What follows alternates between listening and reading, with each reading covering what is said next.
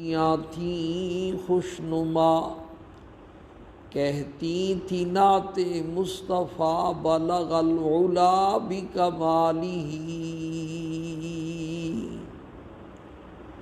قمریاں بھی تھیں اپنے ذوق میں ڈالی تھی گردن طوق میں، کہتی تھی اپنے شوق میں کشف الدجا بجمالہ،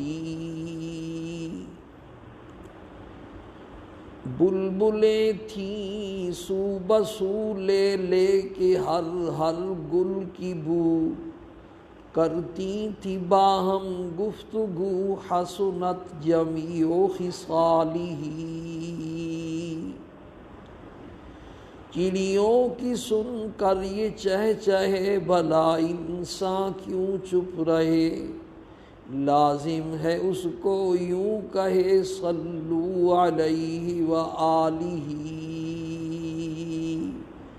اللہم صل علی سیدنا و مولانا محمد وعلی آل سیدنا و مولانا محمد وبارک وسلم، رب اشرح لی صدری ویسر لی امری۔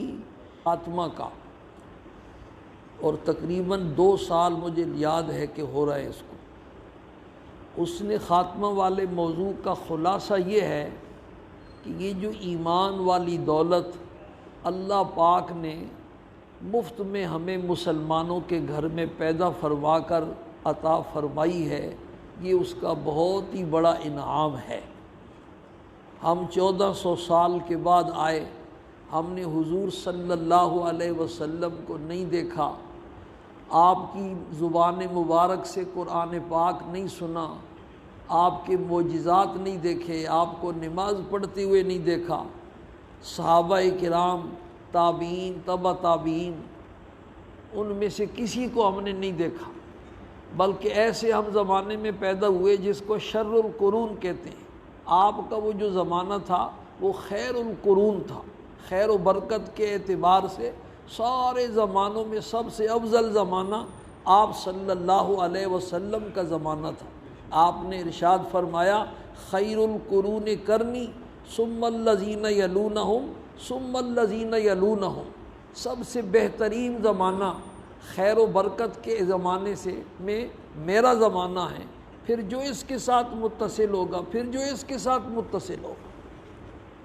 اور زمانہ جس قدر آپ سے دور ہوتا جا رہا ہے، اسی اعتبار سے خیر و برکت اٹھتی چلی جا رہی ہے اور فتنے آ رہے ہیں۔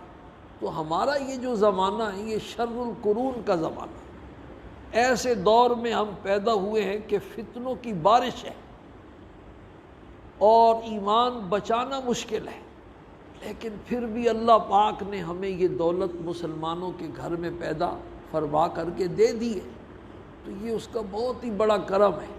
لیکن ایک تو یہ کہ یہ دولت ایک نمبر ہو، ایسا نہ ہو کہ صرف ایمان کا دعویٰ ہو، ڈاکٹر ہونے کا صرف دعویٰ ہے لیکن ڈاکٹری کی ڈگری اس کے پاس نہیں ہے، تو اس کو وہ جو تمغہ ملتا ہے وہ نہیں ملے گا۔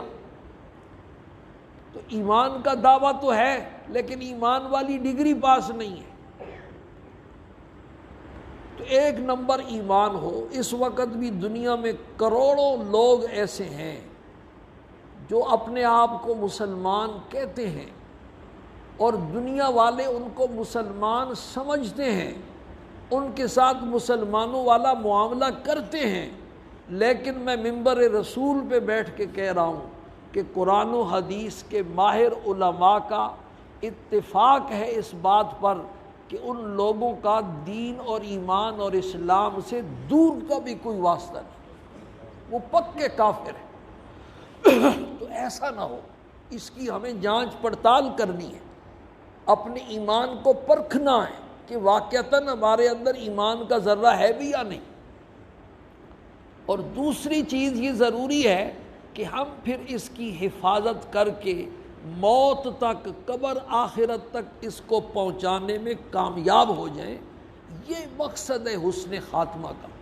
جس کا خاتمہ ایمان کے اوپر ہو گیا وہ کامیاب ہو گیا، اس کی آخرت والی دنیا ہمیشہ ہمیشہ کے لیے وہ بن گئی اس کی۔ تو یہ حسن خاتمہ کا مضمون بیان ہو رہا ہے۔ پہلے اس کی مختلف انداز سے اہمیت بیان ہوتی رہی، پھر 10 نسخے ایسے بیان ہوئے، ایسے اعمال جن کا اہتمام کرنے والوں کے ساتھ اللہ پاک کا وعدہ ہے کہ ان کا خاتمہ ایمان کے اوپر ہو۔ اس کے بعد پھر ایسے گناہوں کا بیان ہو رہا ہے جن گناہوں کو ایمان کے سلب ہونے میں خاص دخل ہے۔ ویسے تو جتنے نیک اعمال ہیں ان سے ایمان بڑھتا ہے، ایمانی کیفیت بڑھتی ہے، اس میں اضافہ ہوتا ہے، ایمان میں قوت اور جان پیدا ہوتی ہے۔ اور جتنے بھی گناہ ہیں، جب بھی بندہ کسی گناہ کا ارتکاب کرتا ہے تو اس کا ایمان کمزور ہوتا ہے، ایمانی کیفیت اس کی کیا ہوتی ہے؟ کمزور پڑ جاتی ہے۔ اور ظاہر بات ہے جب ایمان کمزور ہوگا تو پھر نفس اور شیطان کا مقابلہ کرنا اس کے لیے بڑا مشکل، نفس بھی اس کو دبا لیتا ہے، شیطان بھی دبا لیتا ہے۔ ایک گناہ کے بعد لوگ تو کہتے ہیں نا پیسہ پیسے کو کھینچتا ہے، پیسہ پیسے کو کھینچتا ہے، لیکن اصل اصول یہ ہے کہ نیکی نیکی کو کھینچتی ہے۔ جب آپ ایک نیک کام کرتے ہیں نا اللہ راضی ہوتا ہے تو دوسرے نیک کام کی توفیق دے دیتا ہے، پھر دوسرا کرتے ہیں تو اللہ تیسرے نیک کام کی توفیق دے دیتا ہے۔ لیکن گناہ کو کھینچتا ہے۔ جب پہلا گناہ کیا تو آپ کی ایمانی کیفیت کمزور ہو گئی، اللہ پاک ناراض ہو گئے، شیطان کو جو ہے نا وہ مل گیا کہ یہ تو ڈھیلا آدمی ہے بھائی، اس نے پھر دبا لیا، دوبارہ پھر کروا لیا، سبارہ پھر کروا لیا۔ تو گناہ کو کھینچتا ہے، اور ایک دفعہ آدمی ڈٹ کر کے مقابلہ کرتا ہے تو شیطان مایوس ہو جاتا ہے، ڈھیلا پڑ جاتا ہے۔ تو ویسے تو سارے گناہوں سے بندے کا ایمان کمزور ہوتا ہے، لیکن کچھ گناہ بطور خاص ایسے ہیں کہ ان کے بارے میں لکھا ہے کہ ان گناہوں کا ارتکاب کرنے والے جو لوگ ہیں ان کا ایمان سخت خطرے میں ہے اور ان کا خاتمہ صحیح نہیں ہوتا۔ ان میں سے 14 گناہ بیان ہو چکے ہیں اور 15واں گناہ بیان ہو رہا ہے، وہ ہے سود کھانا، سودی کاروبار کرنا، کسی بھی اعتبار سے سودی کاروبار میں ملوث ہونا۔ یہ ایسا گناہ ہے کہ جس گناہ کی وجہ سے بندے کا ایمان خطرے میں ہے۔ لیکن جس گناہ کا رواج عام ہو جائے نا تو پھر بندوں کو، مسلمان کو یہ بات سمجھانا کہ میاں یہ گناہ کا کام ہے یہ بڑا مشکل ہے۔ لوگ کہتے ہیں یہ اتنے سارے لوگ کر رہے ہیں، اور بڑے بڑے محترم، بڑے بڑے معزز، بڑے بڑے عہدوں پر، بڑے بڑے منصبوں پر فائز ہونے والے لوگ جن کو معاشرے میں بڑی عزت کی نگاہ سے دیکھا جاتا ہے، وہ آئیں تو سارے مجلس والے کھڑے ہو جاتے ہیں ان کے لیے، وہ لوگ یہ کام کر رہے ہیں تو یہ کام گناہ کیسے ہے؟ تو جب کسی گناہ کا رواج ہو جائے تو سب سے مشکل کام مسلمانوں کے دل میں یہ بات بٹھانا کہ بھائی سمجھ لو یہ گناہ کا کام ہے، یہ بڑا مشکل ہے۔ اس لیے یہ تھوڑا سا مضمون لمبا ہو گیا۔ اللہ پاک نے پورا رکوع سورہ آل عمران میں اس کے بارے میں نازل فرمایا، اور سورہ نساء کی ایک آیت نازل فرمائی، وہ سارا تفصیل سے میں نے بیان کیا۔ اب آپ صلی اللہ علیہ وسلم کے ارشادات بیان ہو رہے ہیں، 4 حدیثیں آپ سن چکے ہیں، ایک حدیث آج سنانی ہے، اس کے بعد پھر رمضان کے بارے میں بھی عرض کرنا ہے۔ حدیث میں سرکار دو عالم صلی اللہ علیہ وسلم کا ارشاد ہے کہ 4 آدمی ایسے ہیں جن کے بارے میں اللہ نے اپنے ذمے کر لیا ہے کہ میں ان کو جنت میں داخل نہیں ہونے دوں گا۔ 4 آدمی ایسے ہیں جن کے بارے میں اللہ نے یہ طے کر لیا ہے، اپنے ذمے لگا لیا ہے کہ میں ان 4 آدمیوں کو، 4 قسم کے آدمیوں کو جنت میں نے داخل نہیں ہونے دینا۔ ان میں سب سے پہلا آدمی آپ نے ارشاد فرمایا شراب کا عادی۔ ایک آدھ مرتبہ پھنس گیا، دوستوں نے، یاروں نے پکڑ لیا سیر و تفریح کے لیے گئے، پکنک منانے گئے، پلا دیا، ایک آدھ کی بات ہے نا، لیکن ایک مستقل اس کا روز کام ہی یہی ہے۔ شراب کا عادی، اس کے بارے میں فرمایا کہ اس کو میں نے جنت میں داخل نہیں ہونے دینا۔ اور دوسرا ارشاد فرمایا یتیم کا مال کھانے والا، جو آدمی کسی بھی اعتبار سے یتیم کا مال کھا لیتا ہے، بھائی کا انتقال ہوا، بیچارے اس کے بچے چھوٹے ہیں، اس کی ساری جائیداد ہڑپ کر کے قبضہ کر لیا، لکھوا لی، اور بھی کسی طریقوں سے۔ اور سچی بات آپ کو بتلاؤں، بزرگوں نے لکھا ہے کہ یہ جو تیجا، ساتواں، 40واں برسی ہے، وراثت تقسیم ہونے سے پہلے اس میں چھوٹے بچے یتیموں کا مال بھی ہوتا ہے، اور وہ سارا اس مرحوم کے مال سے یہ سارا کرتے ہیں، دیگے پکا کے کھلاتے ہیں ساری دنیا کو، یہ بھی اسی میں ہے، یہ بھی یتیم کا مال کھا رہے ہیں سارے۔ اللہ سے ڈرو، یتیم کا مال کھانے والا، قرآن میں اللہ نے کہا ان الذین یاکلون اموال الیتامی ظلما انما یاکلون فی بطونہم نارا، وہ پلاؤ بریانی نہیں ڈال رہے، وہ جہنم کی آگ پیٹ میں ڈال رہے ہیں، سیصلون سعیرا، اور اس کا نتیجہ انہیں بھگتنا پڑے گا۔ اور تیسرا آدمی ارشاد فرمایا سود کھانے والا، سود کھانے والا جو آدمی ہے اس کے بارے میں بھی آپ کا ارشاد ہے کہ اللہ پاک نے یہ وعدہ کیا ہوا ہے اپنے بارے میں کہ میں نے اس کو جنت میں داخل نہیں ہونے دینا۔ پچھلے جمعے بھی آپ کو بتلایا تھا، ایک مولوی صاحب کا بیان میں نے سنا، تو وہ کہتے ہیں ایک جگہ میں نے یہ سود کا مسئلہ بیان کیا تو ایک عورت میرے پاس آئی اور آ کر کے کہتی ہے کہ میرا شوہر باہر ہوتا ہے، پیسے بھیجتا ہے، میں تو اس لوگوں کو دیتی ہوں، عورتوں کو 50,000 دیتی ہوں، 60,000 واپس لیتی ہوں۔ اتنا عام ہو چکا ہے، انفرادی اور اجتماعی سارے اس میں مبتلا ہے۔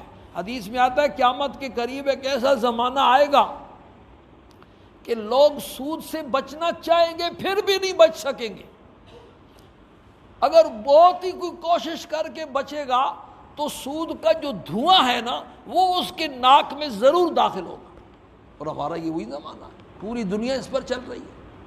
تو کم از کم جس سے ہم بچ سکتے ہیں، جان بوجھ کر کے اپنا پیسہ ریٹائر ہونے والے فکس کروا لیتے ہیں بینک میں اور فکس منافع لیتے رہتے ہیں، یہ سارا سود ہے۔ اور چوتھا آدمی آپ صلی اللہ علیہ وسلم نے ارشاد فرمایا والدین کا نافرمان، والدین کا نافرمان بھی ایسا ہے کہ اللہ نے یہ طے کر لیا ہے کہ میں اس کو جنت میں داخل نہیں ہونے دوں۔ لیکن یہ مسئلہ سمجھ لیں، ہیں یہ سارے مسلمان، تو جنت میں داخل نہ ہونے کا مطلب یہ ہے کہ بغیر سزا کے اللہ پاک ان کو جنت میں سزا دینے کے بعد آخری ایمان کی برکت سے ایک دن بہرحال جنت کا داخلہ نصیب ہوگا۔ باقی انشاءاللہ آئندہ جمعے سود پر کوئی بات ہے تو وہ کریں گے۔ ایک اور حدیث بھی آپ صلی اللہ علیہ وسلم کا ارشاد ہے کہ جب کسی قوم میں سود عام ہو جائے تو اللہ پاک کی طرف سے بطور عذاب کے ان پر مہنگائی مسلط کر دی جاتی ہے، ادرک 600 روپے کلو تک پہنچ جاتی ہے۔ کہاں تک پہنچی ہے بھائی؟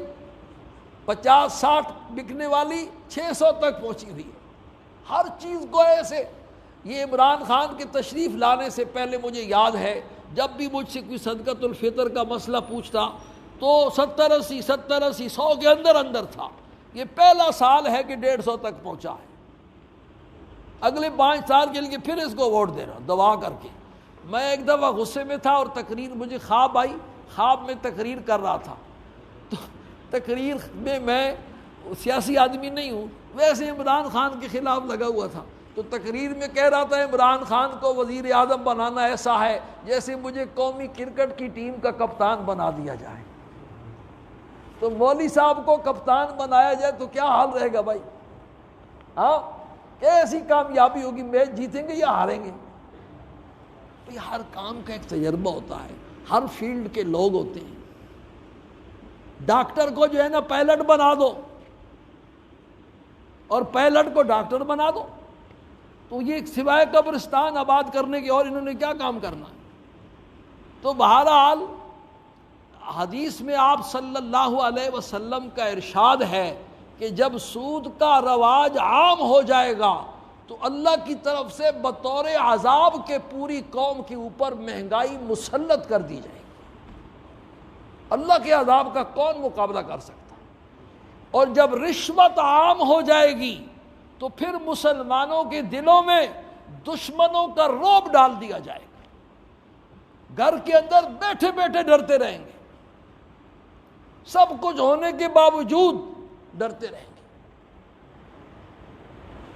تو بہرحال یہ جو سود کا مسئلہ ہے، خلاصہ یہ ہے کہ وہ گناہ جن گناہوں کی وجہ سے خاتمے کے خراب ہونے کا خطرہ ہے، ان گناہوں میں بھائی یہ سودی کاروبار بھی ہے، سود کھانا بھی ہے، کسی بھی اعتبار سے اس میں ملوث ہونا ہے۔ اور اس کی مثال میں نے آپ کو گزشتہ 2 جمعوں سے دے رہا ہوں کہ ایک ایسی بند بوتل ہے آپ کے پاس جو باہر سے آئی ہے اور اس میں جو ہے 1000 گولیاں ہیں، اور ہر ایک گولی ایسی ہے کہ بوڑھے کو جوان کر دیتی ہے، اس کا معدہ ٹھیک، اس کے گھٹنے ٹھیک، کمر ٹھیک، ساری دردیں اس کی ٹھیک، دوبارہ جوان ہو جاتا ہے۔ لیکن کسی نے شک ڈال دیا بھائی یہ 1000 گولی تو طاقت کی ہے لیکن ایک گولی اس میں زہر کی بھی ہے، لیکن ساری سب کی شکل ایک جیسی ہے، تو اس وقت آپ کا کیا خیال ہے؟ آپ کی عقل کیا فیصلہ کرے گی؟ تو اس لیے شک میں مت پڑو، ہر بات میں اس بلین کے جو ماہرین ہوتے ہیں نا انہی کی بات معتبر ہوتی ہے۔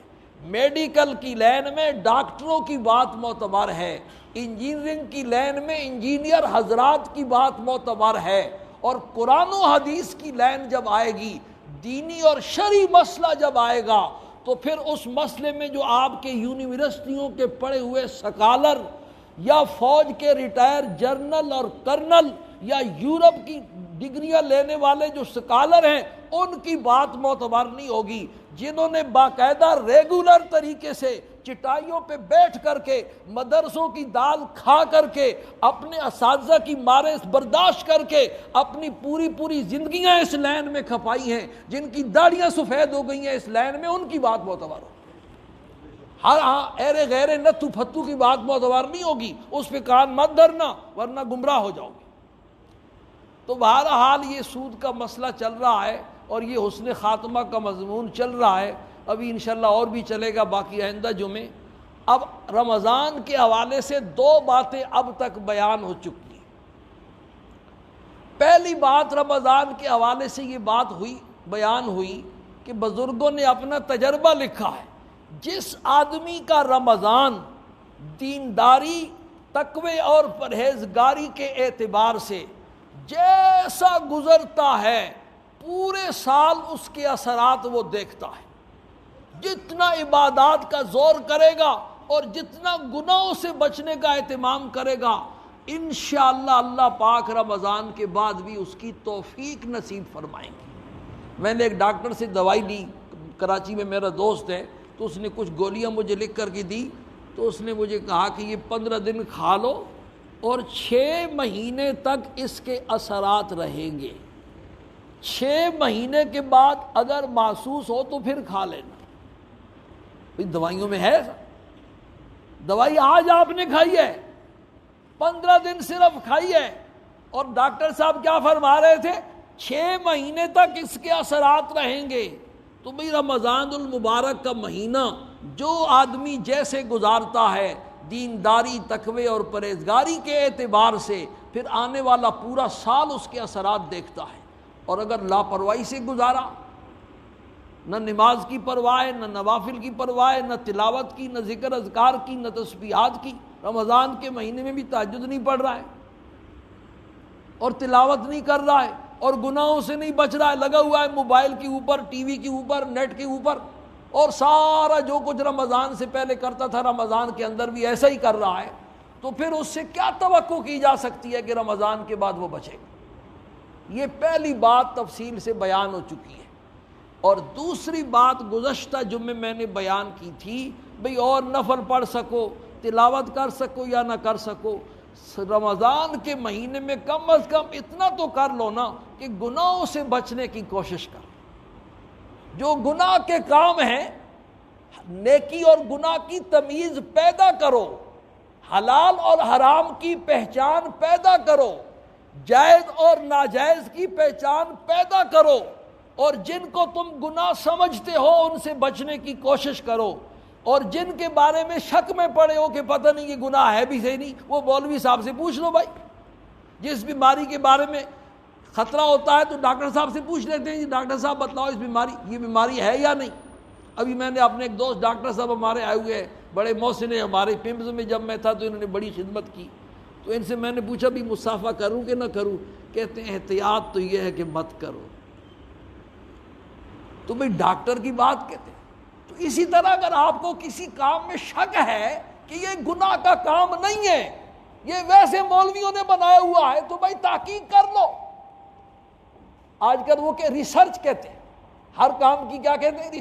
بھئی اس کی بھی ریسرچ کر لو کہ یہ گناہ کا کام ہے، مولوی صاحب سے پوچھ لو۔ آخر کسی پر تو آپ کو اعتماد کرنا پڑے گا نا، یا ڈاکٹر بنو گے یا ڈاکٹر پر اعتماد کرنا پڑے گا، یا ڈرائیور بنو گے یا ڈرائیور پر اعتماد کر کے اس کی گاڑی میں بیٹھنا پڑے گا، یا پائلٹ بنو گے یا پائلٹ پر اعتماد کر کے اس کے طیارے میں بیٹھنا پڑے گا، یا خود دین کے عالم بنو، اپنے بچوں کو دین کا عالم بناؤ۔ اگر نہیں کر سکتے ہو کہ انہوں نے بڑی بڑے پوسٹیں لے کر کے لاکھوں روپے تنخواہیں لینی ہیں، تو پھر جو غریب پڑے ہوئے ہیں ان پر تمہیں اعتماد کرنا پڑے گا، ان کی بات ماننی پڑے گی۔ وہ جس کو گناہ کہتے ہیں اس کو گناہ ماننا پڑے گا، وہ جس کو نیکی کہتے ہیں اس کو نیکی ماننا پڑے گا۔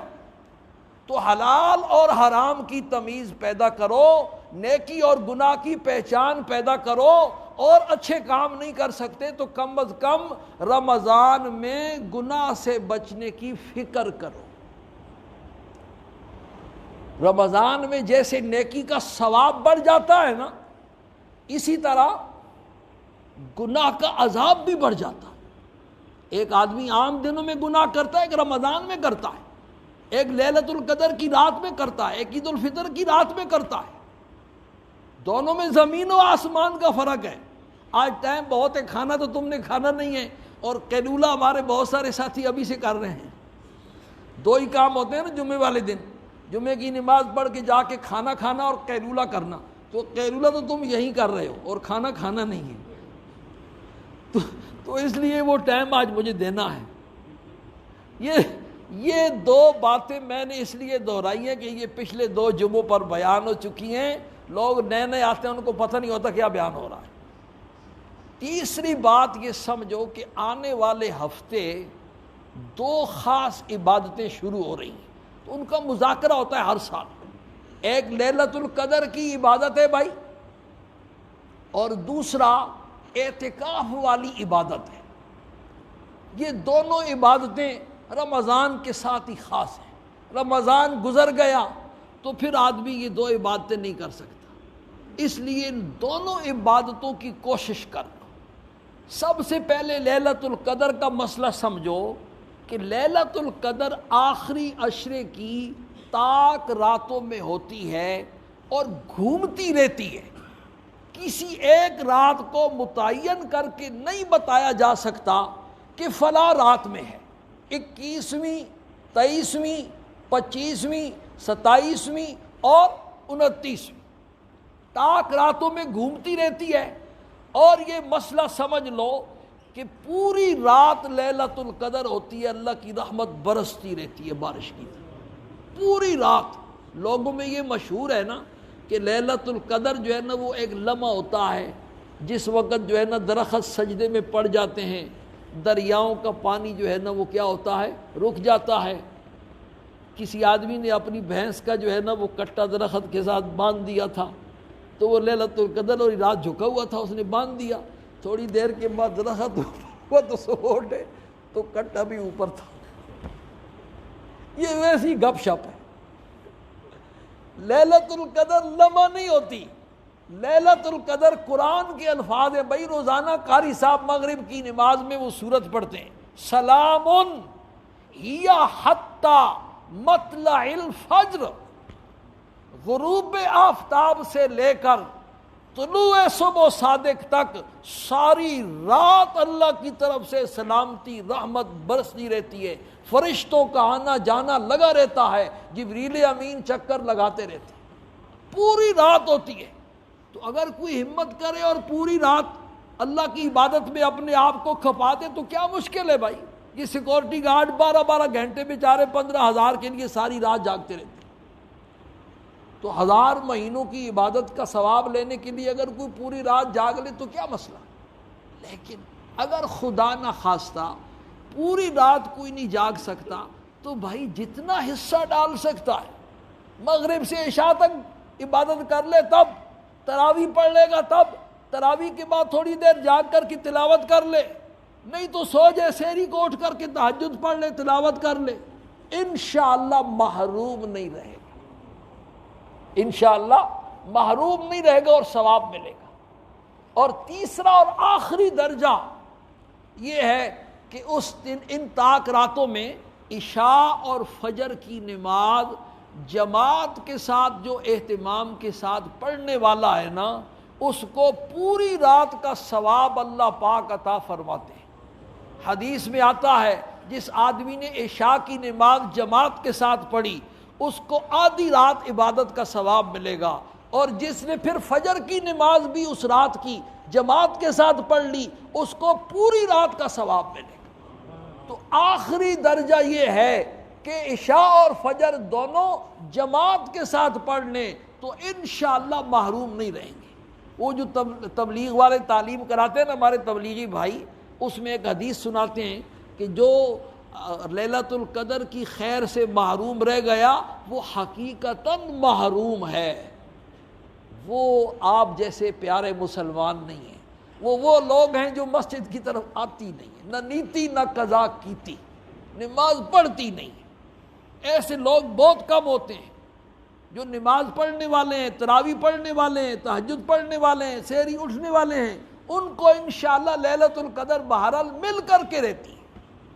اور اعتکاف والے جو ہیں، اعتکاف والے تو سوئے رہے نا، ان ساری راتوں میں سونا نہیں چاہیے، جاگنا چاہیے، ویسے میں مسئلہ بیان کر رہا ہوں۔ اعتکاف والے کا سونا بھی عبادت ہے، اور کسی کو لیلۃ القدر ملے نہ ملے، اعتکاف والے کو لیلۃ القدر مل کر کے رہتی ہے، بے شک دن رات سوئے رہے، اس کا سونا بھی عبادت میں شمار ہوتا ہے۔ تو یہ آخری عشرے کی 2 عبادتیں ہیں، لیلۃ القدر کی عبادت اور اعتکاف کی عبادت۔ اعتکاف میں کوشش تو کریں 10 دنوں کا، لیکن اگر کوئی 10 دن نہیں کر سکتا تو بھائی جتنے دن کر سکتا ہے۔ گھروں میں خواتین بھی اپنا، پہلے بھی کئی دفعہ عرض کیا کہ گھروں میں ایک کمرہ یا ایک کونا ایسا متعین ہونا چاہیے مسجد کے نام سے، اس میں خواتین بھی نمازیں پڑھیں، مرد بھی نمازیں پڑھیں، اور رمضان کے مہینے میں اعتکاف بھی کریں، وہاں سبزی کاٹ بھی سکتی ہیں، پکا بھی سکتی ہیں، روٹی بھی پکا سکتی ہیں، سارے کام کر سکتی ہیں، لیکن بغیر ضرورت کے صرف اس جگہ سے نکلے نہیں، تو ان کو بھی لیلۃ القدر کا ثواب ملے گا اور اعتکاف کا ثواب ملے گا۔ آخری بات وہ ہر سال سنائی جاتی ہے، حضرت عبداللہ ابن عباس، توجہ کے ساتھ سنیں اور یہ ساری تقریر کا آخری خلاصہ۔ حضرت عبداللہ ابن عباس رضی اللہ تعالی عنہما مسجد نبوی میں اعتکاف بیٹھے ہوئے تھے، ایک آدمی پریشان حال ان کا جاننے والا ان کے پاس آ کر کے بیٹھ گیا، ایسا پریشان تھا کہ اس کے چہرے سے پریشانی ٹپک رہی تھی۔ تو حضرت نے پوچھا بھئی کیا بات ہے، کیوں اداس ہو؟ کہنے لگا فلاں آدمی کا میں نے قرض دینا ہے، اور اس قبر والے کی عزت کی قسم، آپ کے روضے کی طرف اشارہ کیا صلی اللہ علیہ وسلم، اس قبر والے کی روضے کی عزت کی قسم میں دینے پر قادر نہیں ہوں، اس نے مجھے بہت پریشان کیا ہوا ہے۔ تو حضرت عبداللہ ابن عباس رضی اللہ تعالی عنہما نے فرمایا کہ اگر تو چاہتا ہے تو چلو میں تیری سفارش کر دیتا ہوں۔ تو حضرت اٹھے اور جوتیاں اٹھائیں اور مسجد سے باہر نکل گئے اس کی سفارش کرنے کے لیے۔ ٹیلی فون تو اس زمانے میں تھے نہیں کہ وہاں سے ٹیلی فون کھڑکاتے، اس کے بعد جانا پڑتا تھا۔ باہر نکل گئے، جب باہر نکلے تو وہ بندہ کہنے لگا کہ حضرت آپ تو اعتکاف میں تھے، آپ اپنا اعتکاف بھول گئے، مسجد سے باہر نکل گئے۔ تو آپ نے ارشاد فرمایا کہ نہیں، میں اعتکاف بھولا نہیں۔ اسی قبر والے سے میں نے سنا، اور ابھی زمانہ زیادہ نہیں گزرا، بس یہ کہتی ہوئی حضرت عبداللہ ابن عباس رو پڑے، ابھی وقت زیادہ نہیں گزرا ہے، اسی قبر والے سے میں نے سنا تھا کہ آپ صلی اللہ علیہ وسلم یہ ارشاد فرما رہے تھے، جو مسلمان کسی دوسرے مسلمان بھائی کی حاجت پوری کرنے کے لیے کوشش کرے، بھاگ دوڑ کرے، چلے پھرے، تو اللہ پاک اس کو 10 سال سے زیادہ اعتکاف بیٹھنے کا ثواب عطا فرما۔ میرے دوستوں اور بزرگوں، یہ جو رمضان کا اعتکاف ہے یہ تو سال میں ایک مرتبہ آتا ہے، اور یہ جو دوسرا اعتکاف ہے، ہم جن دفتروں میں کام کرتے ہیں، جس جگہ کام کرتے ہیں، وہاں مسلمانوں کے مسائل کے انبار لگے ہوتے ہیں۔ ہماری زبان ہلنے سے ایک مسلمان کا مسئلہ حل ہوتا ہے، ہماری قلم چلنے سے ایک مسلمان کا مسئلہ حل ہوتا ہے، ہم بجائے کرنے کے کئی مرتبہ اس میں رکاوٹیں ڈالتے ہیں۔ ایک مسلمان کا کام ہو رہا ہے، سیاسی بنیادوں پر بھی اس میں رکاوٹیں ڈالنے کے لیے تیار ہو جاتے ہیں، ویسے حسد کی وجہ سے بھی رکاوٹ ڈالنے کے لیے تیار ہو جاتے ہیں۔ راستہ بھولا ہوا مسلمان ہے، کہیں اس کو چھوڑنا ہے، گاڑی پر بٹھا کے اس کو وہاں چھوڑ دیں، 10 سالوں کے اعتکاف کا ثواب لے لیں۔ اور ایک دن کے اعتکاف کا ثواب یہ ہے کہ جو آدمی اللہ کے لیے ایک دن کا اعتکاف بیٹھتا ہے، اس کے اور جہنم کے درمیان 3 اتنی بڑی بڑی خندقیں حائل ہو جاتی ہیں کہ ہر خندق زمین و آسمان سے بڑی ہے۔ ایک دن کا اعتکاف، اور یہ 10 سالوں کا اعتکاف ہے۔ اب کسی مریض کو اسپتال میں داخل کروانا ہے، اب مریض سفارش نہ ہو، جان پہچان نہ ہو، تو سرکاری اسپتالوں میں مریض کا داخلہ ایک مصیبت ہے۔ تو ڈاکٹر جنید صاحب اگر یہ کام کرتے ہیں، سبحان اللہ، یہ جہاں تک آدمی کا بس چلے۔ مولانا عبداللہ شہید رحمہ اللہ، ان کئی جاننے والوں نے کئی واقعات سنائے، اور میرے اپنے ساتھ کئی ایسے واقعات پیش۔ کوئی اجنبی آدمی چلا گیا، فلاں دفتر میں میرا کام ہے اور مسئلہ حل نہیں ہو رہا، اگر دفتری ٹائم ہوتا تو حضرت اٹھ کے اس کے ساتھ چل پڑتے کہ چل میں تیرے ساتھ جاتا ہوں، اور اگر دفتری ٹائم نہ ہوتا تو اپنے پیڈ کے اوپر اس کو سفارش لکھ کے دے دیتے، اس کا مسئلہ حل ہو جاتا۔ سارے عزت کرتے تھے۔ اللہ پاک ہم سب کو اس کی سمجھ نصیب فرمائے، اس کا یقین نصیب